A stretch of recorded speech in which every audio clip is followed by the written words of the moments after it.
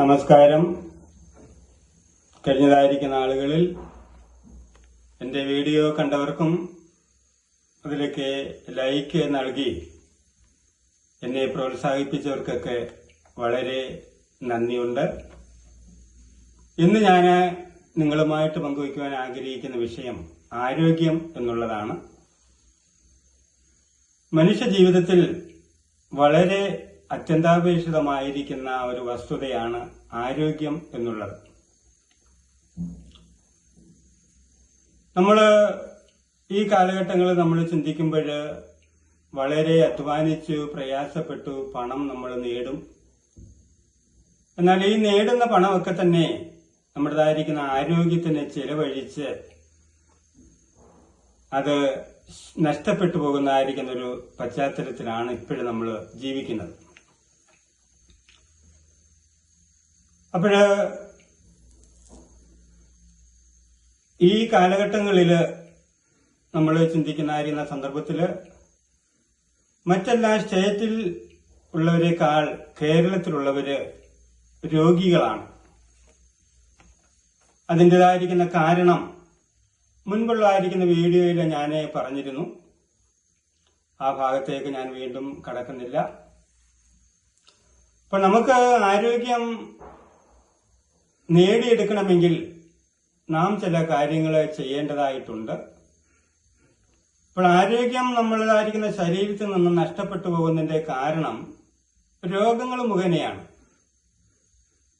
ഈ രോഗങ്ങൾ നമുക്ക് കടന്നു വരുവാനായിരിക്കുന്ന പ്രധാന കാരണം എന്താണ് എന്ന് പറഞ്ഞാൽ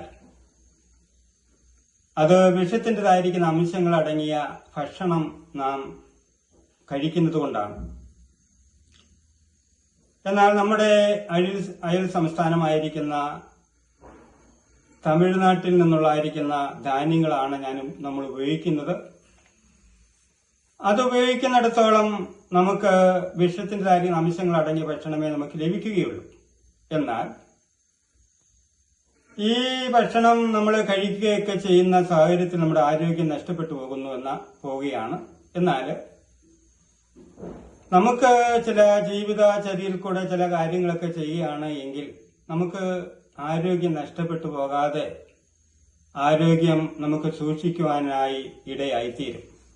അതിന്റെ ചില പ്രധാന കാരണങ്ങൾ ഒക്കെയാണ് ഞാൻ നിങ്ങളോട് പങ്കുവയ്ക്കുന്നതായിരിക്കുന്ന കാര്യങ്ങള്. അതിലെ 2-3 പോയിന്റുകൾ പറഞ്ഞ് ഞാൻ ഈ വീഡിയോ ഉപസംഹരിക്കുവാനായിട്ട് ആഗ്രഹിക്കുന്നു. അതിലൊന്ന് എന്ന് പറയുമ്പോൾ നമ്മുടേതായിരിക്കുന്ന ശരീരത്തിന്റെ മസാജിങ്, എണ്ണ പുരട്ടി നമ്മുടെ കൈകാലുകളെ ശരീരമൊക്കെ മസാജ് ചെയ്യേണ്ടത് വളരെ അത്യന്താപേക്ഷിതമാണ്. ഈ മസാജ് ചെയ്യുന്നതിൽ കൂടെ നമ്മുടേതായിരിക്കുന്ന ചർമ്മങ്ങൾക്ക് സുതാര്യത ലഭിക്കുകയും ഞാഡീ നരമ്പുകളൊക്കെ ഒന്ന് അയഞ്ഞ് രക്തത്തിൻ്റെതായിരിക്കുന്ന ഓട്ടം അല്ലെങ്കിൽ രക്ത സർക്കുലേഷൻ വർദ്ധിക്കുവാൻ സാധ്യതയുണ്ട്. പിന്നെ ഞാൻ അടുത്തത് പറയാനുള്ളതായിരിക്കുന്ന കാര്യം, നമ്മുടേതായിരിക്കുന്ന ആധുനിക ജീവിത നിലവാരം എന്ന് പറയുമ്പോൾ നമ്മുടേതായിരിക്കുന്ന ശരീരത്തിലേക്ക് രോഗങ്ങളെ നാം വിളിച്ചു വരുത്തുകയാണ്. എന്ന് പറയുമ്പോൾ നമ്മളിപ്പോൾ വയ്ക്കുന്ന ഭവനങ്ങളൊക്കെ മൊസൈക്ക് തറയായിരിക്കും, മറ്റ് കെമിക്കൽ അടങ്ങിയതായിരിക്കുന്ന എന്തെങ്കിലുമൊക്കെ ആയിരിക്കും തറയിൽ നാം ഇടാറുള്ളത്. ഈ തറയിൽ കൂടെ നമ്മൾ നടക്കുകയും ഒക്കെ ചെയ്യുമ്പോൾ ഇതിൻ്റെതായിരുന്ന കെമിക്കല് നമുക്ക് വലിയ രോഗത്തിൻ്റെതായിരിക്കുന്ന അവസ്ഥയിലേക്ക് നമ്മളെ എത്തിക്കുവാൻ കാരണം ഉണ്ട്. പണ്ടുള്ള കാലഘട്ടങ്ങളിലൊക്കെ ആണെങ്കിൽ ഭവനങ്ങൾ പണിതിട്ട് അവര് മണ്ണ് കൊണ്ട് തറ നിർമ്മിച്ചിട്ട് ചാണകമിഴിയുള്ളതായിരിക്കുന്ന തറയിലായിരുന്നു ജീവിതങ്ങൾ. അപ്പോൾ അന്നൊക്കെ ഉള്ളതായിരിക്കുന്ന ആൾക്കാർക്ക് വലിയ രോഗങ്ങളൊന്നും ഉണ്ടായിട്ടില്ല. അവർക്ക് ഒത്തിരി ദീർഘായുസ്സും ഒക്കെ ഉണ്ടായിരുന്നു. എന്നാൽ ആ വിധമാകുന്ന രീതികൾ മാറി ഇപ്പോഴാണ് കൂടുതൽ രോഗികൾ നാം ആയിത്തീരുവാനിടയായിത്തീരുന്നത്. അപ്പോഴേ മണ്ണുമായിട്ട് മനുഷ്യനൊരു ബന്ധം ഉണ്ടാകണം. അതിന്റെ കാരണം എന്ത് എന്ന് ചോദിച്ചാൽ മനുഷ്യൻ മണ്ണിനാൽ നിർമ്മിക്കപ്പെട്ടവനാണ്. അതിന് ഞാൻ തെളിവ് തരാം. വിശുദ്ധ വേദപുസ്തകം നമ്മൾ മനസ്സിലാക്കുമ്പോൾ വേദപുസ്തകത്തിലെ ആദ്യത്തേതായിരുന്ന പുസ്തകം ഉൽപ്പത്തി പുസ്തകം, അതിന് ഇംഗ്ലീഷിൽ ജെനസിസ് എന്ന് പറയും. ഈ ഉൽപ്പത്തി പുസ്തകത്തിന്റെ 2-ാം അധ്യായം 7-ാമത്തെ വാക്യം വായിക്കുമ്പോൾ മണ്ണിന്റെ പൊടി കൊണ്ടാണ് ഈശ്വരൻ മനുഷ്യനെ സൃഷ്ടിച്ചത് എന്നവിടെ കാണുവാൻ കഴിയുന്നു. അപ്പോൾ ഈ മണ്ണിന്റെ പൊടി കൊണ്ട് നിർമ്മിക്കപ്പെട്ടതായിരിക്കുന്ന മനുഷ്യന് മണ്ണുമായിട്ട് എപ്പോഴും ഒരു ബന്ധം ഉണ്ടാകണം.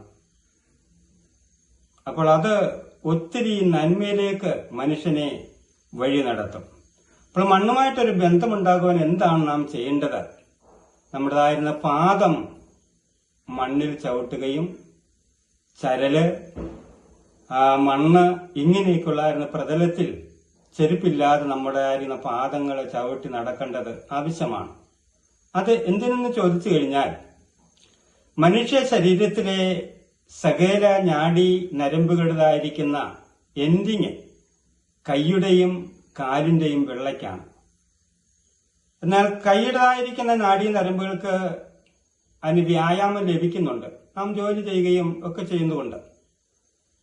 എന്നാൽ കാലിന്റെ വെള്ളയ്ക്ക് ഉള്ളതായിരിക്കുന്ന നാഡീ നരമ്പുകൾക്ക് വ്യായാമം ലഭിക്കണമെങ്കിൽ ചെരുപ്പിട്ട് നടന്നാൽ വ്യായാമം ലഭിക്കത്തില്ല. പിന്നെ എന്താണ് ചെയ്യേണ്ടതെന്നറിയാമോ? നമ്മൾ ചെരുപ്പില്ലാതെ പാദം മണ്ണിലൊക്കെ ചവിട്ടി നടക്കുമ്പോൾ ഈ ചെറിയ ചെറിയ കല്ലുകൾ കൊണ്ട് നമ്മുടേതായിരുന്ന പാദത്തിനൊരു സമ്മർദ്ദം ഉണ്ടാകും. ഈ സമ്മർദ്ദം ഉണ്ടാകുന്ന മുഖാന്തരമായിട്ട് അവിടുത്തേതായിരിക്കുന്ന നാഡീ നരമ്പുകൾക്കൊരു അയവ് സംഭവിക്കുകയും രക്ത സർക്കുലേഷൻ ചെയ്യുകയൊക്കെ ചെയ്യുവാനിടയായിത്തീരും. അപ്പൊ ഇത് മനുഷ്യൻ ചെയ്യാതെയാണ് ജീവിക്കുന്നത്. മിക്ക ആൾക്കാരും ചെരുപ്പിട്ട് നടന്നിട്ട് അവര് വിശ്രമിക്കുന്ന വേളയിൽ മാത്രമാണ് ചെരുപ്പ് പാദത്തിൽ നിന്ന് മാറ്റുന്നത്. അത് വലിയ ദോഷത്തിന് ഇടയായിത്തീരും. അപ്പോൾ മനുഷ്യൻ ഇങ്ങനെ മണ്ണുമായിട്ടുള്ള ബന്ധത്തിൽ നിന്ന് മാറി നിൽക്കുമ്പോൾ മണ്ണുമായി ബന്ധപ്പെടുന്നതായിരിക്കുന്ന ചില ജീവികളുണ്ട്. നമുക്ക് കോഴികളെയൊക്കെ വളർത്താറുള്ളവരാണല്ലോ.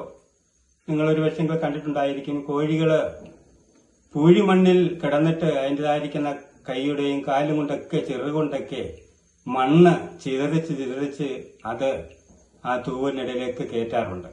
അപ്പോൾ ആ ജന്തുവിന്, ആ പക്ഷിക്കറിയാം മണ്ണ് അത്യന്താപേക്ഷിതമാണെന്നറിയാം.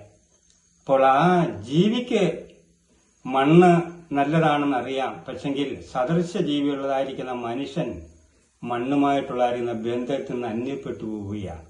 അപ്പോൾ അന്യപ്പെട്ട് അങ്ങനെ പോകുന്നത് കൊണ്ട് എന്താണ് സംഭവിക്കുന്നത്? കൂടുതൽ രോഗത്തിന് നാം അടിമയായി തീരുകയാണ് ചെയ്യുന്നത്. അപ്പോൾ ഇപ്പോൾ ഞാൻ ഈ പറഞ്ഞതായിരുന്ന ഒരു കാര്യം നമ്മുടേതായിരുന്ന ജീവിതത്തിൽ ഒരു നല്ല അറിവായി സൂക്ഷിച്ച് ആരോഗ്യം നിലനിർത്തുവാനുള്ളതായിരിക്കുന്ന ഈ കാര്യങ്ങളൊക്കെ ചെയ്താൽ നമുക്ക് ജീവിക്കുന്ന സമയം അത്രയും ഒരു നല്ല ആരോഗ്യമുള്ള ഒരു വ്യക്തിയായി ജീവിക്കുവാൻ നമുക്ക് കഴിയും. അങ്ങനെ കഴിയട്ടെ എന്ന് ആഗ്രഹിച്ചുകൊണ്ട് നിർത്തുന്നു. നന്ദി, നമസ്കാരം.